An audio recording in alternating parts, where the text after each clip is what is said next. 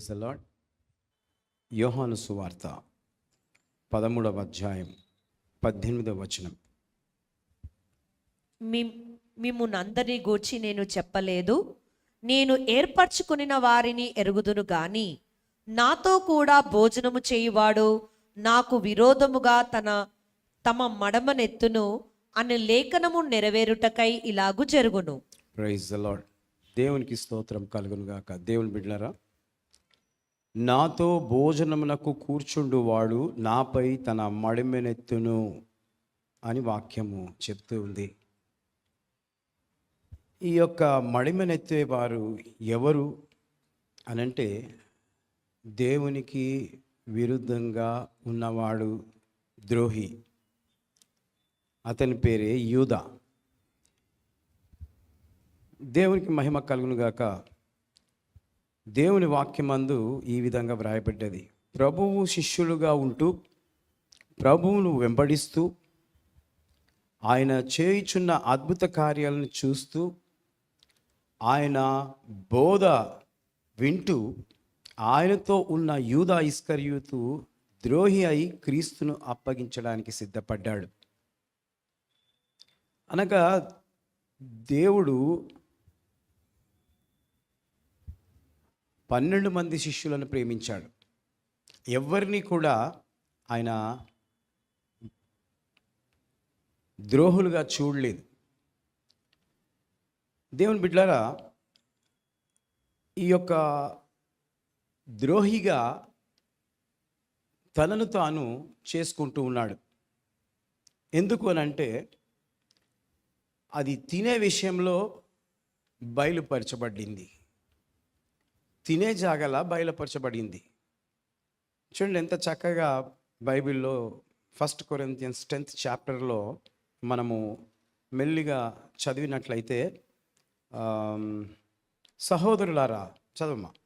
సహోదరులారా, ఈ సంగతి మీకు తెలియకుండుట నాకు ఇష్టము లేదు. అదేదనగా, మన పితరులందరూ మేఘము క్రింద నుండిరి, వారందరూ సముద్రంలో నడిచిరి, అందరూ మోషేను బట్టి మేఘములోను సముద్రములోను బాప్టిజం పొందిరి, అందరూ ఆత్మ సంబంధమైన ఒకే ఆహారమును భుజించిరి, అందరూ ఆత్మ సంబంధమైన ఒకే పానీయమును పానము చేసిరి. ఏలియనగా తమ్మును వెంబడించిన ఆత్మ సంబంధమైన బండలోనిది త్రాగిరి, ఆ బండ క్రీస్తే. Praise the Lord. అందరూ ఆత్మ సంబంధమైన ఒకే ఆహారము భుజించిరి. మోషే భక్తుడు నడిపించినప్పుడు వాళ్ళు ఒకే ఆహారము భుజించారు. ఏంటి ఆహారము? మన్నా. ఏంటి ఆహారము? మన్నా. ఇజ్రాయెల్ ప్రజలను నడిపిస్తూ ఉండగా అందరూ ఒకే టైప్ ఆఫ్ ఫుడ్ వాళ్ళు తిన్నారు. అది ఎక్కడికి వెళ్ళి వచ్చింది? ఆకాశం నుండి దేవుడు కురిపించాడు. వాళ్ళు ఆ ఆహారాన్ని భుజించారు. అయిన తర్వాత అందరూ ఆత్మ సంబంధమైన ఒకే పానము చేసిరి. ఒకటే పానీయం చేశారట. ఏంటి? మోషే బండ మీద కొట్టగానే అందులో నుంచి నీళ్ళు వచ్చాయి. ఒకే నీళ్లు వాళ్ళు త్రాగారు. అనగా భుజించడము, త్రాగడం, ఇది దేవుని వలన కలిగింది. ఏలైనగా తమ్మును వెంబడించిన ఆత్మ సంబంధమైన బండలోనిది త్రాగి, ఆ బండ క్రీస్తే. సరే, వీళ్ళు త్రాగారు, తిన్నారు, కానీ ఎవరు బ్రతికి బయటపడలేదు. అందరూ చనిపోయారు, ద్రోహులైపోయారు. దేవుని బిడ్డలారా, దేవుడు మరి ఇంకా తిండి విషయంలో చాలా వ్రాయబడ్డది. 7వ వచనం. జనులు తినుటకును త్రాగుటకును కూర్చుండి ఆడుటకు లేచిరి అని వ్రాయబడినట్లు వారిలో కొందరి వలె మీరు విగ్రహారాధకులై ఉండకుడి. చూడండి, జనులు ఏం చేస్తున్నారంట? తిన్నారు, త్రాగిండ్రు. ఏమైంది వాళ్ళకు? కాళ్ళు ఆగుతలేవు. కాళ్ళు ఆగకుండా డ్యాన్స్ ఆడుతూ ఉన్నారు. నిజమే, దేవునికి స్తోత్రం కలుగును గాక. దేవుని యొక్క ఉగ్రతకు మనుషులు ఏ విధంగా పాల్పడుతున్నారో వాక్యంలో మనం చూస్తూ ఉన్నాం. మనము తినే తిండి, మనము త్రాగే నీరు, ఇది ఆత్మ సంబంధమైనది కాకపోతే మన మీదికి దేవుని ఉగ్రత వస్తూ ఉంటుంది. పాపము యూదా ఇస్కరియోతు కూడా తిన్నాడు, తిని ఆ యేసయ్యను అప్పగించాడు. తనకు శ్రమ వచ్చింది. ఇక్కడ వీళ్ళు ఒకే పానీయం చేశారు, ఒకే బండలోని త్రాగారు, వీళ్ళకు శ్రమ వచ్చింది. ఆ కానానులోనికి ప్రవేశించలేకపోయారు. ఏం లాభం? దేవుని యొక్క సన్నిధిలో ఆత్మ సంబంధమైనది మనము తీసుకుంటూ ఇలా తుదకు నరకానికి వెళ్ళిపోవడము చాలా బాధాకరం, దుఃఖకరం. కాబట్టి దేవుని బిడ్డలారా, మనము ఆ విధంగా ఉండకూడదు అని దేవుని వాక్యము చెబుతూ ఉంది. ఇది మనకొకలాంటి శోధన. 9వ వచనం, మనము ప్రభువును శోధింపక యుందుము, వారిలో కొందరు శోధించి సర్పము వలన నశించిరి. చూడండి, అక్కడున్న ప్రజలు శోధింపబడి సర్పము వలన నశించిరి. ఏమైపోయింది? వాళ్ళు మంచిగానే తిన్నారు, మంచిగానే తాగినరు, కానీ ఏమైందట? సర్పము వలన శోధింపబడ్డారు. సర్పము శోధించేది తెలియదు. సర్పము శోధించేది తెలియదు. కాబట్టి సర్పము వలన శోధింపబడి ఏమైపోయారు? వాళ్ళు నశించిపోయారు. అయితే వారిలో ఇంకొక గుణం ఉన్నది. ఏంటి ఆ గుణము? 10వ వచనం, మీరు సనగకుడి, వారిలో కొందరు సనిగి సంహారకుని చేత నశించిరి. అబ్బో, ఏం చేశారంట? సనిగినరంట. దేవుని బిడ్డలారా, ఈ సనగడం కూడా పాపమే. సనగడం కూడా పాపమే. కాబట్టి మనము ఎవరి మీద సనగొద్దు. ఎవరి మీద మనం సనగొద్దు. వాళ్ళు మనకు విరోధంగా ఏదైనా చేసినప్పటికీ మనము వారిని ప్రేమించాలి తప్ప మనం సనగొద్దు. సనిగితే ఏమవుతాం? చెప్పండి, సనిగితే ఏమవుతాం? నశించిపోతాం. కాబట్టి మనము జాగ్రత్తగా ఉండాలని దేవుడు మరి ఈ మాటలను తెలియజేస్తూ ఉన్నాడు. కాబట్టి దేవుడు ఇది మనకు బుద్ధి కలుగుటట్టు ఈ మాట చెప్తూ ఉన్నాడు. ఇదొక దృష్టాంతరం. కాబట్టి దేవుని బిడ్డలారా, అదేవిధంగా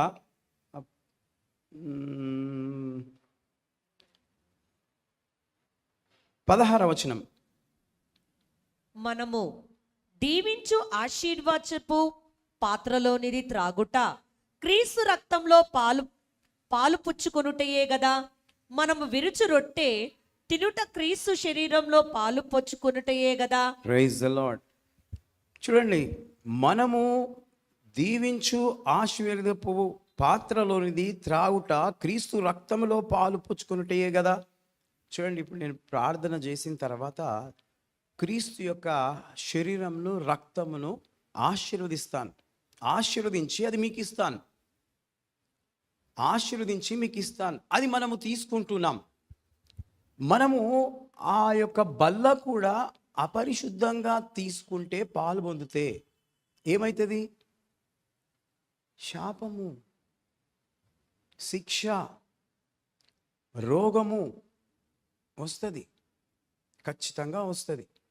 ఎందుకంటే దేవుని యొక్క శరీరము ఆశీర్వదింపబడింది.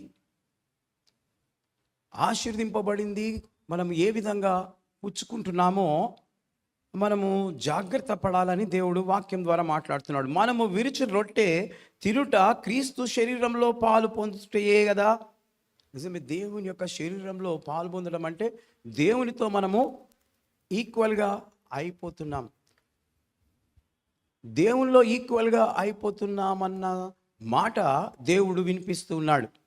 కాబట్టి ఆ విధంగా అవుతున్న మనలో సనగడమే కానీ, ప్రార్థించకుండా తీసుకోవడమే కానీ, తినడమే కానీ అది ఉండకూడదని వాక్యము చెప్తూ ఉంది. కాబట్టి ఆ విధంగా చేసేవారు దేవునికి ద్రోహం చేస్తున్న వారుగా కనబడుతూ ఉన్నారు.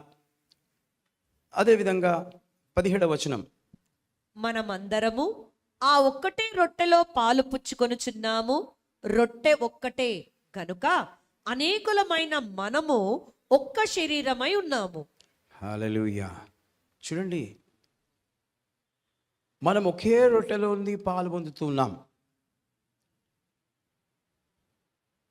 మీకు వేరే వేరే రొట్టె వస్తుందా? ఒక్క రొట్టె నుంచే వస్తుందా? ఒకటే రొట్టె నుంచి విభాగింపబడతా ఉన్నాయి, దాన్ని విరిచి అందరికీ ఇవ్వబడుతూ ఉంది. అనగా శరీరం ఒక్కటే, కానీ ఇందులో ఉన్న పార్ట్స్ వేరు. కళ్ళు వేరు, ముక్కు వేరు, నోరు వేరు, చెవులు వేరు, గుండె వేరు, వేళ్ళు వేరు, కాళ్ళు వేరు, కానీ శరీరము ఒక్కటే. ఇది దేవుని యొక్క శరీరము అనగా రొట్టె. ఈ రొట్టెలోనిది తింటూ మనము కోప్పడుతున్నాం, ఒకరి మీద అబద్ధం చెప్తున్నాం, ఒకరికి మోసం చేస్తూ ఉన్నాం. ఆ విధంగా చేయకూడదు.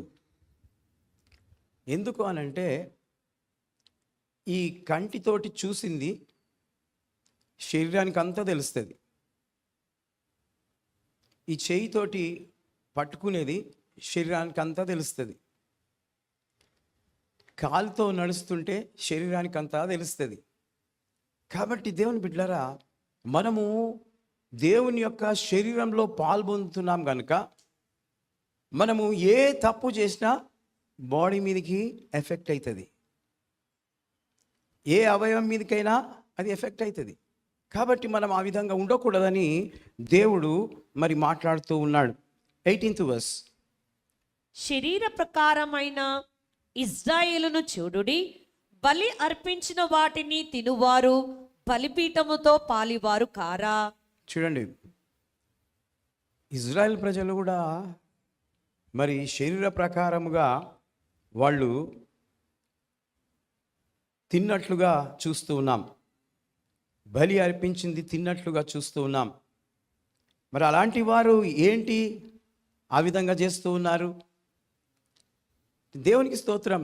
బలి అర్పించడం వేరు, దేవుడు బలిగా అవ్వడం వేరు. హల్లెలూయా. బలి అర్పించడం వేరు, యేసు ప్రభుల వారు బలి అవ్వడము వేరు. యేసు ప్రభుల వారు బలి అవ్వడము, అలాంటి బలులు అర్పిస్తున్నారని చెప్పి అవి అర్పించకూడదని చెప్పి యేసు ప్రభుల వారు బలి అయిపోయారు.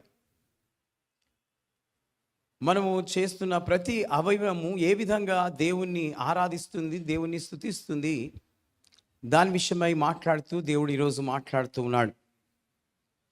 అందుకే మనకు అవయవాలు ఉండగానే మనము ప్రభువును ఘనపరిచే వారంగా ఉండాలి, ప్రభువును ఆరాధించే వారంగా, ప్రభువును అన్నిటి ద్వారా స్తుతించే వారంగా ఉండాలి. దేవునికి స్తోత్రం కలుగును గాక. దేవుని బిడ్డలారా, దేవుని యొక్క స్తుతి ఆరాధన మనం చప్పట్లు కొడుతూ ఆరాధిస్తూ ఉంటే ఎంతగానో దేవుడు మరి మహిమ పొందుతూ ఉంటాడు. ప్రతి ఒక్క భాగము కదులుతూ ఉంటుంది. కొంతమంది సంఘాలలో చప్పట్లు కొట్టరు, కానీ ఇక్కడ మాత్రము చప్పట్లు కొట్టండి, నోరు తెరిచి పాడండి అని చెప్తూ ఉంటాం. పాట రాని వారు చేతులతో చప్పట్లు కొడుతూ దేవుణ్ణి స్తుతించవచ్చు. కాబట్టి అది దేవునికి సంతోషకరంగా ఉంటుంది. కాబట్టి దేవుని బిడ్డలారా, దేవుడు ఈ రోజున ఈ మాటలు తెలియజేస్తూ మాట్లాడుతూ ఉన్నాడు. 21వ వచనం, 22వ వచనం. ప్రభువునకు రోషం పుట్టించెదమా, ఆయన కంటే మనము బలవంతులమా? చూడండి, దేవునికి మనము రోక్షం పుట్టించదమ్మా? దేవుని కంటే మనం బలవంతులమైన వాళ్ళమా? కాదు. కాబట్టి మనం బలహీనులం. దేవుని దగ్గర ఒప్పుకోవాలి, అయ్యా నేను బలహీనుడను, కాబట్టి నేను మరి నిన్ను రోషము పుట్టించే వాణి లెక్క నేను ఉండకూడదు. దేవునికి రోషం పుట్టిస్తే ఏమవుతామండి? మనము పాడైపోతాం,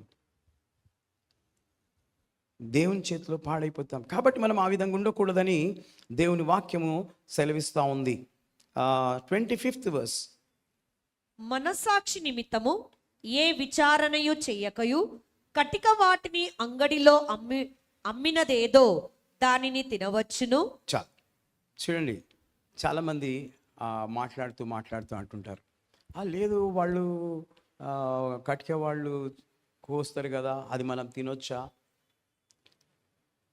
బైబిల్ అంటుంది, మనస్సాక్షి నిమిత్తము ఏ విచారణయు చేయక కటికవాని అంగడిలో అమ్మునదేదో దానిని తినవచ్చు. మటన్ అమ్ముతారు, చికెన్ అమ్ముతారు, మరి అది మనము తినొచ్చు అని వాక్యం అంటుంది. ఏం చేసుకొని తినాలి? ప్రార్థన చేసుకొని తినాలి. అది మనస్సాక్షికి మంచిగా అనిపించాలి. ఒకవేళ నీకు మంచిగా అనిపించకపోతే తినకు. ఆయన అది చేసిండేమో, ఆయన ఇది చేసిండేమో అని నువ్వు అనుకుంటే మాత్రం తినకు. మనస్సాక్షి ఒప్పుకుంటే ప్రార్థన చేసుకొని నీవు తిను. 27వ వచనం. అవిశ్వాసులలో ఒకడు మిమ్మును విందునకు పిలిచినప్పుడు వెళ్ళుటకు మీకు మనసుండిన ఎడల మీకు వడ్డించినది ఏదో దానిని గూర్చి మనస్సాక్షి నిమిత్తము ఏ విచారణ చేయక తినుడి. Praise the Lord. అవిశ్వాసి, సరే మన చుట్టూ అవిశ్వాసులే ఉంటారు, మనం విశ్వాసులమైతే కదా. వాళ్ళు ఏదైనా విందుకు మిమ్మల్ని పిలిస్తే మీకు ఒక డౌట్ రావచ్చు, వాళ్ళు పెట్టింది మనం తినొచ్చా? వాక్యం అంటుంది, మీకు మనస్సాక్షి ఉండిన ఎడల మీకు వడ్డించినది ఏదో దానిని గూర్చి మనస్సాక్షి నిమిత్తము ఏ విచారణ చేయక తినుడి. అంటే ఇప్పుడు వాళ్ళు పెట్టిన దానికి మనం తీర్పు తీర్చొద్దు. తీర్పు తీర్చుకుంటా, నిందించుకుంటా మనము తింటే అది నీకు హాని అవుతుంది. అంటే డౌట్ పడుకుంటా తింటే మనకి ఎప్పుడైనా కానీ హాని అవుతుంది. డౌట్ లేకుండా తింటే ఏమి కాదు. ఎందుకంటే ప్రార్థన ద్వారా ఏదైనా కానీ పరిశుద్ధంగా అయిపోతుంది. హల్లెలూయా. కనుక దేవుని బిడ్డలారా, దేవుని యొక్క పదార్థాలలో ఏది తినొచ్చో ఏది తినకూడదో దేవుడు ఎంత చక్కగా మనకు రాసిపెట్టాడు. 28వ వచనం. అయితే ఎవడైనను మీతో ఇది బలి అర్పింపబడినదని చెప్పిన ఎడల అట్లు తెలిపిన వాని నిమిత్తమును మనస్సాక్షి నిమిత్తమును తినకుడి. చూడండి, ఏది తినాలో ఏది తినొద్దో బైబిల్లో చాలా చక్కగా దేవుడు రాసి పెట్టాడు. కాబట్టి ఎవడైనాను మీతో ఇది బలి అర్పించారు, అక్కడ బలి అర్పించి తీసుకొచ్చి నీకు వడ్డిస్తున్నారు అని నీకు తెలిస్తే అప్పుడు నీ మనస్సాక్షి ఏమవుతుంది? గద్దిస్తుంది, వద్దు తినకు. అప్పుడు నీవు తినకపోయినా పర్వాలేదు. నీ మనస్సాక్షి గద్దించినప్పుడు, నా దగ్గర చాలామంది ప్రభువుని తెలుసుకున్న తర్వాత ఎవరెవరు ఎక్కడ తినాలో ఎక్కడెక్కడ తినొద్దో బాగా నేర్చుకున్నారు. నిజమే, ఆ విధంగా నేను నేర్చుకున్నారు, అదే విధంగా పాటిస్తూ ఉన్నారు. కొంతమంది అయితే దానికన్నా నిష్టగా కూడా చేస్తున్నారు. అన్న నేను ఇంటికి పోతే వాళ్ళంతా అది చేసినారన్న, నా గురించి సపరేట్ వంట చేసి నాకు పెడితే నేను తినేసి వచ్చినన్నా. వాళ్ళతో ప్రేమను పోగొట్టుకోవద్దు.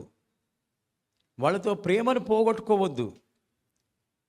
మనకి ఏదైతే సపరేట్ చేసి పెట్టారో ఆమె మనస్సాక్షి తిను అని చెప్పింది. తినేసి వాళ్ళతో కలిసి తిరిగి రావడం జరుగుతుంది. నిజమే దేవుని బిడ్డలారా, దేవుడు మరి ఎవరు ఎక్కడ పెడితే ఏది తినాలి ఏది తినొద్దో దాని విషయమై దేవుడు చాలా చక్కగా మన మనస్సాక్షి విషయమై చెబుతూ ఈ మాటలన్నీ తెలియజేస్తూ ఉన్నాడు. అదేవిధంగా 31వ వచనం, కాబట్టి మీరు భోజనము చేసినను పానము చేసినను మీరేమి చేసినను సమస్తమును దేవుని మహిమ కొరకు చేయుడి. హల్లెలూయా. చూడండి ఎంత చక్కగా రాసి దేవుడు మన కొరకు పరిశుద్ధాత్మ దేవుడు పెట్టాడు. కాబట్టి మీరు భోజనము చేసినను పానము చేసినను మీరేమి చేసినను సమస్తమును దేవుని మహిమ కొరకు చేయుడి. మనం ఏది చేసినా కూడా దేవుని మహిమ కొరకు మనం చేయాలి. నీవు ఎక్కడ తింటున్నావు, ఏం తింటున్నావు, ఎలా తింటున్నావు, ప్రార్థన చేసుకొని తింటున్నావా, ప్రార్థన చేసుకోకుండా తింటున్నావా? నీ మనస్సాక్షిని ఒకసారి పరీక్షించుకొని నువ్వు తినాలి అని చెప్పి వాక్యం అంటూ ఉంది. అది ప్రభు మహిమ కొరకు మీరు చేయుడి. ప్రభు మహిమ కొరకు మీరు చేయాలనేసి దేవుని వాక్యము సెలవిస్తూ ఉంది. కాబట్టి దేవునికి స్తోత్రం కలుగును గాక. దేవుని బిడ్డలారా, మరి ఈ ఇర్మియా గ్రంథం 3వ అధ్యాయం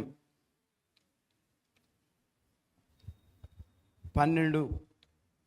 నీవు వెళ్ళి ఉత్తర దిక్కున ఈ మాటలు ప్రకటింపుము, ద్రోహివగు ఇజ్రాయేలు తిరిగి రమ్ము, ఇదే యెహోవా వాక్కు, మీ మీద నా కోపము పడనీయును, నేను కృపగలవాడను గనక నేనెల్లప్పుడూ కోపించువాడను కాను, ఇదే యెహోవా వాక్కు. హల్లెలూయా. చూడండి, దేవుడు కోపించేవాడు కాడు. ఆయన ఎప్పుడు శపించేవాడు కాడు. ఆయన కృపతో మనల్ని మరి కౌగులించుకుంటాడు. కాబట్టి ద్రోహి వగు ఇశ్రాయేలు తిరిగి రమ్ము, భ్రష్టులైన పిల్లలారా తిరిగి రండి, నేను మిమ్మును బాగు చేసేదను.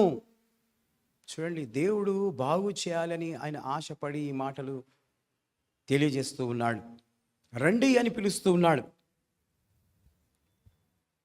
వాళ్ళు ఎంత ద్రోహము చేసినా కూడా దేవుడు వారిని పిలుస్తూ ఉన్నాడు. కనుక మనము దేవుని యొక్క సన్నిధికి వచ్చినట్లయితే ఆయన క్షమించే దేవుడు. నేడు మనలను క్షమించు ప్రభువు దగ్గర మనము ద్రోహ కార్యములను ఒప్పుకొని క్షమాపణ పొందాలి. దేవుని దగ్గర ఎప్పుడైతే క్షమాపణ పొందుతామో అప్పుడు మన ద్రోహము వెళ్ళిపోతుంది.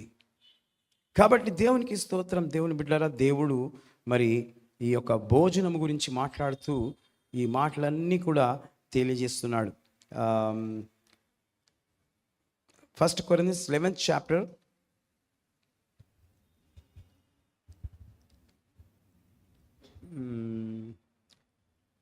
23 నుంచి చదవమ్మా. నేను మీకు అప్పగించిన దానిని ప్రభువు వలన పొందితిని. ప్రభువైన యేసు తాను అప్పగింపబడిన రాత్రి ఒక రొట్టెను ఎత్తుకొని కృతజ్ఞతాస్తుతులు చెల్లించి దానిని విరిచి, ఇది మీ కొరకైన నా శరీరము, నన్ను జ్ఞాపకము చేసుకొనుటకై దీనిని చేయుడని చెప్పెను. దేవునికి స్తోత్రం. యేసుక్రీస్తు ప్రభుల వారు తాను సిలువకు అప్పగింపబడక ముందు ఆయన ఈ యొక్క కార్యాన్ని శిష్యులతో కలిసి చేస్తాడు. శిష్యులందరినీ పిలిచి మరి అంతకుముందు వారి పాదాలను గడుగుతాడు. అయిన తర్వాత వారికి ఈ యొక్క విందుని ఏర్పాటు చేస్తాడు. విందుని ఏర్పాటు చేసి తను ఏం చేస్తున్నాడంటే రొట్టెని తీసుకొని విరిచి, ఇది నా శరీరం అని మీరు తినుడి. ఎవరి శరీరము? ప్రభు యొక్క శరీరం. ఆయన చనిపోకముందే ఇది నా శరీరం అని మీరు తినండి అని అంటున్నాడు. యేసు ప్రభుల వారు చనిపోకముందు ఆయన విరిచిన శరీరము నేటికి మనము అందులో పాలు పొందుతూ ఉన్నాం. నేటికి మనము అందులో పాలు పొందుతూ ఉన్నాం. చూడండి, అయిన తర్వాత యేసు ప్రభు వారు చనిపోయారు. చనిపోయిన తర్వాత కూడా మనము జ్ఞాపకం చేసుకుంటూ ఆయన శరీరంలో పాలు పొందుతున్నాం. నేటికిని పాలు పొందాలి, అది కాకుండా యేసు ప్రభు వచ్చేంత వరకు పాలు పొందాలని వాక్యంలో వ్రాయబడి ఉన్నది. కాబట్టి దేవునికి స్తోత్రం కలుగును గాక. నేను ఈ 3 ఆరాధనలలో కూడా బల్లారాధన ఎందుకు పెట్టాను అని అంటే, ఏమో తెలిసి తెలియక ఏదైనా చిన్న చిన్న మిస్టేక్స్ చేసి నోరు జారిపోయి మనం ఏమైనా అంటామేమో అన్నామేమో సరి చేసుకోవడానికి దేవుని యొక్క శరీరము రక్తము దగ్గరికి మనం వచ్చినప్పుడు మనం సరి చేసుకుంటాం. అయ్యా అందరు కళ్ళు మూసుకొని మీ పాపాలన్నీ ఒప్పుకోండి అని నేను చెప్పేసరికి ఒకలాంటి మనకు ఆలోచన వస్తుంది. నాలో ఏ పాపం ఉండదు, నేను పరిశుద్ధంగా ఉండాలా, పరిశుద్ధురాలుగా ఉండాలా, నేను ఆ పరలోక రాజ్యానికి వారసురాలు కావాలి అన్న ఆందోళన మనకు కలుగుతూ ఉంటుంది. అంతకుముందు ఏమనిపించదు. అంతకుముందు వాళ్ళ మీద వీళ్ళ మీద కోపం వస్తుంటుంది, ద్వేషం వస్తుంటుంది, ఈమె ఎందుకు వచ్చిందో వాళ్ళు ఎందుకు వచ్చిందో అని అనుకుంటుంటారు. కానీ దేవుని యొక్క శరీరం రక్తంలో పాలు పొందేటప్పుడు రియలైజేషన్ మనకు వస్తూ ఉంటుంది. నిజమే, దేవుని బిడ్డలు, అది చాలా మంచిది, చాలా మంచిది. ఎంత క్షమాపణ కోరితే అంత మంచిది. నేను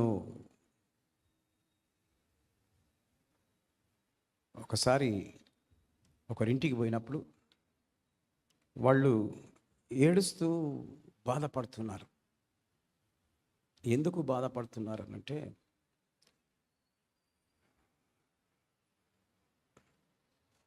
ఆ భార్య భర్తను పోలీస్ స్టేషన్కి ఇచ్చింది.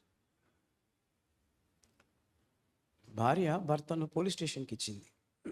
పోలీస్ స్టేషన్కి ఇస్తే నేనేం చేసినానంటే, నేను వాడికి వెళ్తుంటే చెప్పిండ్రు, అన్న ఇట్లా అలా భర్త పోలీస్ స్టేషన్లో ఉన్నాడు. అయ్యో ఎందుకమ్మా ఏమైంది అని అన్నప్పుడు, లేదన్నా ఇట్లా బాగా కొడుతున్నాడు తాగి, అందుకు నేను చాలాసార్లు భరించి ఇక ఓపిక నశించిపోయి ఇచ్చాను. అరే ఏందమ్మా మీరు మంచిగా చర్చికి వస్తారు, ఇట్లాంటి పని ఎందుకు చేసినావు? ఏం చేయాలన్నా నీకు చెప్పాలని కూడా విసుగు వచ్చేస్తున్నది. ఆయన సంగతి అయితే నీకు తెలుసు కదా. సరే క్షమించలేకపోయావా అని అడిగాను. ఓపిక నశించిందన్న, అందుకే సరే పోలీస్ స్టేషన్కు పోయి ఆయనతో అన్నా, ఏం బ్రదర్ ఇంతగానం నీవు నీ భార్యను సతాయిస్తూ బాధ పెట్టినవు, ఇప్పుడు మంచిగుందా నీకు జైల్లో కూర్చుంటే? ఇక పాస్టర్ని చూడంగానే ఏమవుతుంది, ఏడుస్తారు. పాస్టర్ గారు నేను ఒప్పుకుంటా, పాస్టర్ గారు నేను తప్పు చేసిన, పాస్టర్ గారు నన్ను తప్పించు, పాస్టర్ గారు తప్పించు, క్షమించు పాస్టర్ గారు. నేను నన్ను క్షమించమని అడుగుతున్నావు, నీ భార్యను క్షమించమని అడుగు. ఎందుకంటే నన్ను సతాయించలేదు నువ్వు, నేను సతాయించినా నేను భరిస్తా, దేవునికి చెప్తా. కానీ 24 hours భార్య భరిస్తుంది. కాబట్టి భార్య క్షమాపణ చెప్పు. దేవునికి స్తోత్రం కలుగును గాక. భర్త అక్కడ ఏడుస్తూ ఉన్నాడు, భార్య పోలీస్ స్టేషన్లో ఇచ్చి ఈమె ఏడుస్తూ ఉన్నది. ఎందుకంటే ఆ పిల్లల్ని కన్నాడు, పోషించిండు, పెద్ద చేసిండు కాబట్టి. అప్పుడు నాకు అనిపించింది, క్షమాపణలో ఎంత గొప్ప ఆదరణ దుఃఖం ఉన్నదో అప్పుడు నేను గ్రహించాను. నిజమే దేవుని బిడ్డారా, ఈరోజు నీవు క్షమిస్తున్నావా? ఈరోజు నీవు క్షమిస్తున్నావా? ఒకవేళ క్షమించకపోతే యేసుప్రభు అందుకే అన్నాడు అనమాట, ఫస్ట్ వర్డ్ అదే అయినది, క్షమించు, ఏం చేస్తున్నారో వీళ్ళని క్షమించు ప్రభువా. అవును నిన్ను చాలా సతాయించారు, అవును నిన్ను చాలా వేధించారు, అయినా నువ్వు వీళ్ళని క్షమించుమని అంటున్నావా? నిజమే దేవుని బిడ్డరా, క్షమించే గుణం మనకు ఉండాలి. క్షమించే గుణము ప్రతి క్రైస్తవునికి ఉండాలి. అది మనల్ని మంచిగా మనల్ని ఆశీర్వదిస్తుంది, క్షమించే గుణం. కాబట్టి యేసు ప్రభువారు ఈ మాటలు తెలియజేస్తూ మాట్లాడుతూ ఆయన ఈ ఆ, మాట చెప్తూ ఉన్నాడు. 27th verse. కాబట్టి ఎవడు అయోగ్యంగా ప్రభు యొక్క రొట్టెను తినునో లేక ఆయన పాత్రలోనిది త్రాగునో వాడు ప్రభు యొక్క శరీరంను గూర్చియు రక్తమును గూర్చియు అపరాధి అగును. చూడండి, అపరాధి అవుతూ ఉన్నాడు. అందుకే పాట పాడుతూ ఉంటాం, అపరాధిని యేసయ్యా కృపజూపి బ్రోవుమయ్యా. నిజమే దేవుని బిడ్డలారా, మనం అపరాధం చేస్తున్నామట. దేనివల్ల? మనం అయోగ్యంగా పాల్గొంటున్నాం దేవుని యొక్క శరీరంలో, రక్తంలో. అయోగ్యంగా ఎప్పుడూ పాల్పొందకూడదు, యోగ్యంగా పాల్పొందాలి. యోగ్యంగా పాల్పొందాలి అని అంటే మన హృదయము పరిశుద్ధంగా ఉండాలి. మన హృదయము పరిశుద్ధంగా ఉండాలి. అప్పుడు నీవు యోగ్యురాలువుగా, యోగ్యునివుగా అవుతావు. ఏ విధంగానైతే ఆ జైల్లో పడ్డ వ్యక్తికి మరి క్షమాపణ దేవుడిచ్చాడో, అక్కడికి వెళ్ళి తను బయటకు వచ్చేస్తాడు. భార్య అన్నది వద్దొద్దు, భార్య భర్తలు ఇద్దరు పట్టుకొని ఏడుస్తున్నాడు పోలీస్ స్టేషన్లో. పోలీసులు అంటారు, ఇప్పటిదాకా బాగున్నారు, ఇప్పుడేమైంది మీకు? లేదు సార్, వాళ్ళిద్దరూ కాంప్రమైజ్ అవుతారని నేను చెప్పిన. మరి పోలీస్ స్టేషన్కి ఎందుకు వచ్చిర్రు? నిజమే, దేవునికి స్తోత్రం. ఆ పోలీస్ స్టేషన్ పోయిన తర్వాతనే వాళ్ళకి పశ్చాత్తాపం వచ్చింది. నిజమే, మనిషికి శిక్ష వచ్చిన తర్వాత పశ్చాత్తాపం వస్తుంది. మా ఇంట్లో నిన్న గొడవైంది. రాత్రి తాగి గడబడ చేసి నైట్ 1 o'clock ఆ పక్క వాళ్ళ తలుపు పోయి కొడుతున్నాడంట. కొట్టేసరికి వాళ్ళు కంప్లైంట్ చేసిండ్రు. కంప్లైంట్ చేస్తే వచ్చి తీసుకొని పోయిండ్రు. తీసుకుపోయి ఆ పోలీస్ ఆయన చలో పీటీ కేసు అని చెప్పేసి వదిలేసిండు. వదిలేసిన తర్వాత పోలీసు వాళ్ళకి ఫోన్ చేస్తున్నట్ట ఊకే. వానికి తిక్కేసి వచ్చేసి 5 గంటలకు వచ్చిండు. ఎక్కడ అది ఇల్లు అనేసి మీదికి ఎక్కిండు. నేను మెల్లగా కిటికీలకి వెళ్ళి చూస్తున్నా, మీదికి ఎక్కిండు. ఏమ్రా ఫోన్ చేస్తున్నావు ఊకే నువ్వు అని అంటే, నేను చేస్తానని అంటున్నాడు. ఏదరా నీ ఫోన్ ఇచ్చేసరికి అన్ని నంబర్లు వానియే. పడబెట్టిండుగా. అంటే శిక్ష 5 o'clock శిక్ష కొట్టి తీసుకొని జీప్లో కూర్చోబెట్టుకొని తీసుకొని పోయిండు. నాకు తెలుసు మళ్ళీ వదిలేస్తారని చెప్పి, నేను ఫోన్ చేయని వదిలేస్తారు, అట్లేం లేదు. కాబట్టి దేవునికి స్తోత్రం కలుగును గాక. మళ్ళీ వచ్చిండు మెల్లగా వండుకుండు. కాబట్టి దేవునికి స్తోత్రం. మనము ఎప్పటికైనా కానీ మనము మంచి నడవడిక అది ఎప్పుడు పాడు చేయదు. ఎప్పుడైతే మనం ఉల్టా చేస్తామో దానికి రివర్స్ మనకైతుంది. కాబట్టి ఇక్కడ అయోగ్యంగా దేవుని యొక్క శరీరంలో పాల్పొందకూడదు, యోగ్యంగా పాల్పొందాలి, యోగ్యంగా పాల్పొందాలి. కాబట్టి దేవుని బిడ్డలారా, వాళ్లకు శిక్ష అయోగ్యంగా పాల్పొందితే వస్తుందని వాక్యం అంటుంది. అదేవిధంగా 28th verse. కాబట్టి ప్రతి మనుషుడు తన్ను తాను పరీక్షించుకొనవలెను, అలాగు చేసి ఆ రొట్టెని తిని ఆ పాత్రలోనిది త్రాగవలెను. ప్రైజ్ ది లార్డ్, హల్లెలూయా. కాబట్టి దేవుడు అంటున్నాడు, ఆ రొట్టెలోనిది, ఆ ద్రాక్షారసము ఎవరైతే త్రాగుతారో మనము పరీక్ష చేసుకోవాలంట.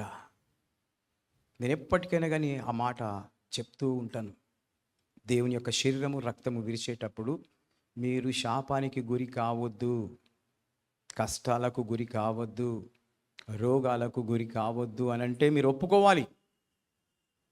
ఎప్పుడైతే మన నోటితో మనం ఒప్పుకుంటామో మన దేవుడు క్షమించే దేవుడు, కృపగలవాడు. కాబట్టి మన సమస్త దుర్నీతి నుండి మనల్ని తుడిచి పరిశుద్ధులుగా చేస్తాడు, పరిశుద్ధునిగా చేస్తాడు. కాబట్టి మనము దేవుని సన్నిధిలో ఒప్పుకుంటే మనకి ఏం కాదు, ఏం రాదు, శిక్ష రాదు, శిక్షకు గురిగాం. కాబట్టి దేవునికి స్తోత్రం కలుగును గాక. దేవుడు మరి మనకు శిక్ష నుంచి తొలగించడానికి ఈ యొక్క పరిశుద్ధ శరీరంలో రక్తంలో పాలు పొందాలని కోరుతూ ఉన్నాడు. 29వ వచనం. ప్రభు శరీరమని వివేచింపక తిని త్రాగువాడు తనకు శిక్షావిధి కలుగుటకే తిని త్రాగుచున్నాడు. చూడండి, శిక్ష కలగడానికే వాడు తిని త్రాగుతూ ఉన్నాడు. శిక్ష మనకొద్దు అని అంటే మనము పరిశుద్ధంగా పాల్పొందాలి. అప్పుడు మనకు ఆ శిక్ష రాదు. ఆ శిక్షలో నుండి దేవుడు మనల్ని తప్పిస్తూ ఉంటాడు. కాబట్టి దేవునికి స్తోత్రం. ఆ శిక్ష ఎప్పుడు పోతుందంటే మన ప్రాణం పోయేంత వరకు ఆ శిక్ష మనల్ని వెంబడిస్తూనే ఉంటుంది. శిక్ష మనల్ని వెంబడిస్తూనే ఉంటుంది. నిన్న పెరుమల డానియల్ బ్రదర్ ప్రాణం పోయింది. ఎంత ట్రెమండస్ సేవ చేసిండంటే నా ఎంబడి ఆయన బ్రహ్మాండమైన సేవ చేసిండు. 1997 నుంచి స్టార్ట్ చేస్తే ఒక 20 సంవత్సరాల వరకు సేవలో ఉన్నాడు. కొంచెం ఆయనకు ఫిట్స్ ఉంది కాబట్టి పడిపోయి కొంచెం ఆయన రాలేకపోయిండు. చర్చ్ వాళ్ళకు పిండి, పిల్లలకు VBS వాళ్ళకు చిల్డ్రన్కి కూడా ఆయన స్పాన్సర్ చేసేవాడు. రాకపోయినా మెట్లెక్కి వస్తుంటే, అన్న డానియల్ అన్న నువ్వు ఆడికెళ్ళి నడుచుకుంటూ వస్తావన్నా, జాగ్రత్తగా సోలుకుంటూ వస్తావు, పడిపోతావు, సేవకు పోయేడుతుంది డానియల్ బ్రదర్ అని చెప్పేసరికి అందరికన్నా ఫస్ట్ వచ్చి కూర్చుంటాడు, కాలు మీద కాలు వేసుకొని నిద్రపోతా ఉంటాడు. నేను వచ్చి అన్న టైం అయిపోయించేలా పోదాం నడు సేవకు. నిజంగా దేవునికి స్తోత్రం. ప్రభు పిలుపుని అందుకున్నాడు. మౌనంగా ఉంటాడు, ఒక్క పల్లెత్తి మాట కూడా అనడు. ఆయన దేవుని రాజ్యానికి 100% వెళ్ళిపోతాడు. హల్లెలూయా. ఎందుకంటే ఏ పాపం లేదు ఆయన లోపల. మంచి మనస్సు, నెమ్మది పరుడు. దేవుడు ఎన్నోసార్లు మరణపు లోయలోనికి వెళ్ళి తిరిగి వచ్చాడు. చాలాసార్లు ఇప్పుడు చనిపోతాడో అప్పుడు చనిపోతాడో అని ఎదురు చూసిరు, కానీ సావనే సావలే. నిన్నటి రోజున దేవుడు రమ్మన్నాడు, దేవుని సన్నిధికి వెళ్ళిపోయిండు. హల్లెలూయా. మంచి మరణం. నిజమే, దేవునికి స్తోత్రం కలుగునుగాక. దేవుని బిడ్డలారా, దేవుణ్ణి ఆయన మరి హత్తుకొని జీవించాడు. మంచి పాటలు పాడుతుండేవాడు, దెబ్బలు తిన్నాడు. నా వెంబడి సేవకు వచ్చినప్పుడు కొంతమంది వ్యతిరేకస్తులు కొట్టినారు. అయినా ప్రభు మహిమ కొరకు ఆగిపోకుండా సేవలో ముందంజ వేస్తూ వచ్చాడు. కాబట్టి దేవుని బిడ్డలారా, వాళ్ళకు శిక్ష ఉండదు. ఆయనకి ఈ లోకంలో ఏదో శారీరకంగా బలహీనతలు ఉన్నాయి, కానీ ఇక ఇప్పుడు శిక్ష లేదు. ఆయనకు పరదేశంలో ఉంటాడు, ఆయన తర్వాత ప్రభు సన్నిధిలో ఉంటాడు. కనుక ప్రియమైనటువంటి దేవుని బిడ్డలారా, ఈ రోజున దేవుడు మరి ఈ మాటలు మాట్లాడుతూ, భోజనం గురించి మాట్లాడుతూ ఇవన్నీ కూడా మనము వినగలిగినాం. 29వ వచనం, 30వ వచనం. ఇందువలనే మీలో అనేకులు బలహీనులు, రోగులై ఉన్నారు, చాలా మంది నిద్రించుచున్నారు. Praise the lord. ఇంకొక, అయితే మనలను మనమే విమర్శించుకొనేలా తీర్పు పొందకపోదుము. కాబట్టి మనము విమర్శించకూడదు, ఎవరిని ఒక మాట అనకూడదు. అన్నవా, నువ్వు నీకు తెలియదు, నాకు తెలియదు. ఎవరికి తెలుసు? దేవునికి తెలుసు. నువ్వు మనసులో ఏమన్నా అనుకున్నా, నువ్వు నోటితో ఏదన్నా అన్నా దేవునికి తెలుసు. కాబట్టి తీర్పులో నిలబడతావు. నీకు తీర్పు వద్దు అని అంటే ఆ మాటలు బంద్. ఎవరిని మనం ఒక వ్యతిరేకంగా మాట్లాడకుండా ఉండాలని దేవుని వాక్యము సెలవిస్తూ ఉంది. కాబట్టి దేవుని బిడ్డలారా, దేవుడు ఈ రోజున చక్కటి మాటలు మనతో మాట్లాడాడు. మనము బుద్ధిహీనుల వలె మనం ఉండకూడదు. మనకు బుద్ధి రావాలనే దేవుని వాక్యం. అన్ని బుద్ధిహీన పనులు మనుషులు చేస్తూ ఉంటారు ఈ భూలోకంలో. మనకు బుద్ధి రావాలనే దేవుడు ఈ మాటలు తెలియజేస్తున్నాడు. అందుకే బైబిల్లో చాలా చక్కగా దేవుడు రాశాడు. కీర్తనలు 14వ అధ్యాయం 1వ వచనం. Psalms 14th chapter 1st verse. దేవుడు లేడని బుద్ధిహీనులు తమ హృదయంలో అనుకుందురు, వారు చెడిపోయిన వారు అసహ్య కార్యములు చేయుదురు, మేలు చేయువాడు ఒక్కడును లేడు. చూడండి, బుద్ధిహీనులు, వారు చెడిపోయిన వారు. అమ్మా, అసహ్య కార్యములు చేయువారు. అసహ్య కార్యములు చేస్తూ ఉంటారు. వీళ్ళంతా బుద్ధిహీనులు. కాబట్టి మనం బుద్ధిహీనుల వలె ఉండకూడదని దేవుని వాక్యము ఈరోజు తెలియజేస్తూ ఉంది. కనుక ప్రియమైనటువంటి దేవుని బిడ్డలారా, మరి అదే సామెతల గ్రంథం 10వ అధ్యాయం 23వ వచనం, Proverbs 10th chapter 23rd verse. చెడు పనులు చేయుట బుద్ధిహీనుకి ఆటగానున్నది. చూడండి, చెడు పనులు చేయుట బుద్ధిహీనునికి ఆటగానున్నది. వానికి ఆట, కానీ అది బుద్ధిహీనత. వాడు బుద్ధిహీన లెక్క చేస్తున్నాడని మనకు తెలుస్తలేదు. వివేకికి జ్ఞాన పరిశ్రమ చేయుట అట్టిదే. కాబట్టి వివేకికి అట్లాంటి పనులు చేస్తూ ఉంటే మరి దిద్దుబాటు అవుతూ ఉంటుంది. అదే 26వ అధ్యాయం 11వ వచనం, తన మూఢతను మరలా కనపరచు మూర్ఖుడు కక్కిన దానిని తిరుగు కుక్కతో సమానుడు. చూడండి, కక్కినది తినేది కుక్క. కాబట్టి మనిషి అట్లాంటి పనులు చేస్తున్నాడు. బుద్ధిహీన పనులు, మూర్ఖపు పనులు, దిద్దుబాటు లేకుండా చేస్తూ ఉన్నాడు. కనుక మరి కుక్క వలె ఉండకుండా జాగ్రత్తగా మనం ఉండాలని దేవుడు ఈరోజు మనతో మాట్లాడుతున్నాడు. మనం చేసే భోజనము, పానీయము ఎలా ఉంది, ఎలా చేస్తున్నాము, దాని విషయమై ఈరోజు దేవుడు చాలా చక్కగా మాట్లాడాడు. కాబట్టి దేవుని బిడ్డలారా, ఈ రోజున ఆ విధంగా మనం నడుచుకుందాం. మనము బుద్ధిహీనులముగా ఉండకుండా బుద్ధిమంతులముగా ఉండాలని ఈ మాటలు చెప్తూ ముగిస్తున్నాను. దేవుడి మాటలు దీవించి ఆశీర్వదించును గాక. May God bless you.